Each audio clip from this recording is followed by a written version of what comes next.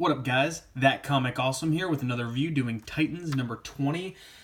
And I like this series. If you've watched any of my previous reviews, especially of Titans, this is a great team, just fun, just not even fun, just really good book. Like, a lot of team stories right now, it doesn't feel like a team. It might as well feel like one voice coming from separate people.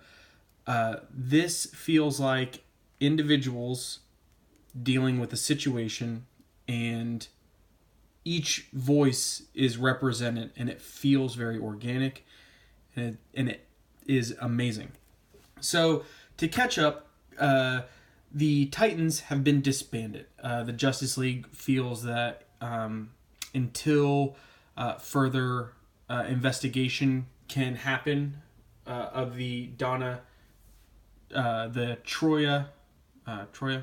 Toria instance, the Titans can no longer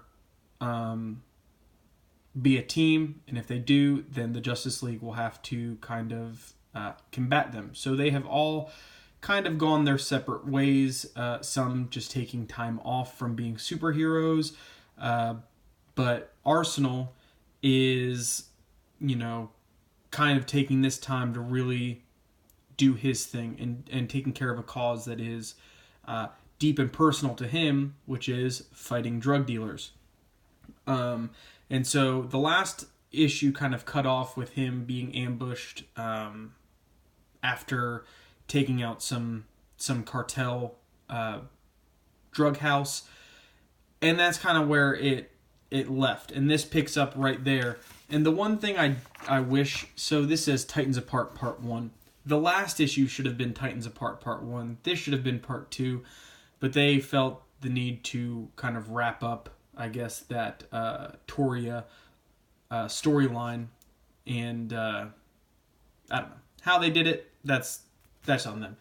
But you get some really good action here of Arsenal kind of taking some fire.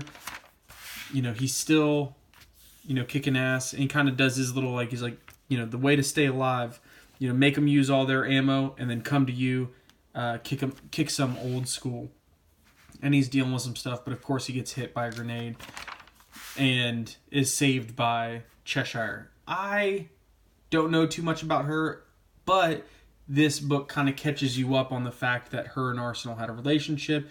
She's obviously a bad, a villain, but they seem to be fighting a common cause here. So, he's like, okay, what's your deal? And she's like,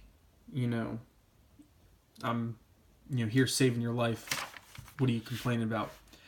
And so they're catching up, and he's pretty much asking, why were you really there? And she says, a paycheck. I've been hired to collect by a collective of families who lost their loved ones to drugs to obtain justice that the law couldn't. So you're kind of like, okay, she's being a little vigilante for hire. It's somewhat admirable, and he's kind of like, oh, there it is. You're just in it for the in the paycheck. So later, he calls Donna because he's been trying to keep regular contact. And this is what I like. And I think, me personally, you can relate to someone like Roy. He's a guy that, he doesn't think highly of himself. And so he pushes the people he feels are too good for him away. And then he lets people who, make bad decisions into his life because he feels that's what he deserves. So you can kind of see that happening here. He's like, I feel like, constantly calling Donna is making it worse. And she's held captive. She's being held for an investigation in the Justice League satellite. So she's lonely. She's, she needs someone to be there for her. and is obviously not available that emotionally for this stuff. And so she says, she's like, sorry, I feel so useless up here. And he's like, I am making it, he's like, I am making it worse. Staying in touch is just prolonging the pain. Donna deserves better. So you can tell he's like, he doesn't feel he's good enough. So he kind of does the preemptive breakup where he's like, I have to go dark for a while. Got a promising new lead I can't ignore. We can't talk anymore. I'll be fine. I've always had to look out for myself. And so she already in her head knows that that's what that is. It's like the preemptive breakup. And she's like, are you there? Like, do you understand what I'm saying? She's like, okay, look after yourself, Harper. And it's like, he's pushing again the good people away, and he's going to fight this crime syndicate with Cheshire, who he knows is a bad person, but says, she's turning over a new leaf. So then there's this nice little back and forth between Donna and Wonder Woman. Wonder Woman's looking looking very well. But she said, she's sitting here and she's talking about how, Roy's down there all on his own and he can't, and she's up there, she's not able to protect him.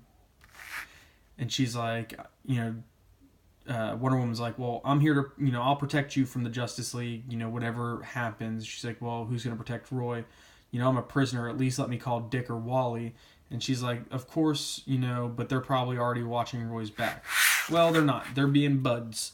And I kind of like this little back and forth, too, between Dick and Wally, which, again, I find this amusing because, okay, so in Flash Annual, Dick helps Wally get this apartment in Keystone City, and Wally seems to want to start over, be the Flash in Keystone City. But then, of course, the events of Flash 40 happen, and now it looks like Wally's going to be the Flash in Central City. So he's moving into this nice digs that Dick got him, and now he's probably going to be moving out. But that's another story. But they're talking about, being friends and how, Wally's still kind of coming to grips with the fact that, like, outside the Titans, he doesn't have anybody. And he's like, well, what does that make us? If we're not fighting crime together, what are we? And Dick's like, we're still pals. Again, hang on, look at this. Really good conversation. And, ready for the next part of the conversation. 2-page ad ruining the conversation. And so, again, they're kind of having a back and forth, and Dick says, we'll always be friends. He's like, yeah, friends with separate lives, I have no idea where we'll be in a year or 5 years. I feel like it's really over. So it's kind of like it's starting to hit Wally and Dick, the fact that, like, hey, the Titans are no more. So Cheshire and Arsenal take down the crime lab, and they find a sample of Bliss, which is this streamlined drug that is flooding the market, and this crime syndicate's knockoff. So they're trying to figure out who is making the original. That way they can, they can cut the main supply. By doing that, they've gone after this cartel that was selling knockoff, and figured, hey, if they stop the knockoff, that'll give them a lead to the original source. And I want to kind of cut a couple pages.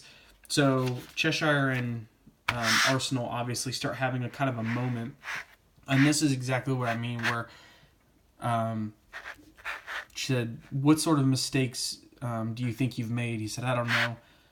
Bad choices, dumb moves, getting too close to the wrong people, and being too scared to get close to the right ones.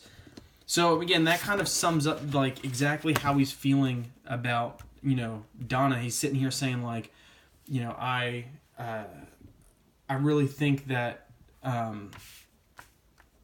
you know, she's too good for me, whereas she just wants, you know, him to be there for her, and he can't. He's just emotionally not available for it. So again, I really like this series. I was worried a couple issues ago that it was going to be, you know, dragging on the Toria storyline. It has not disappointed. I really think, again, this is just a really great team book. But yeah, that's what I think. Subscribe over here. Watch some more videos. Let me know what you guys think down in the comments, and I'll see you next time.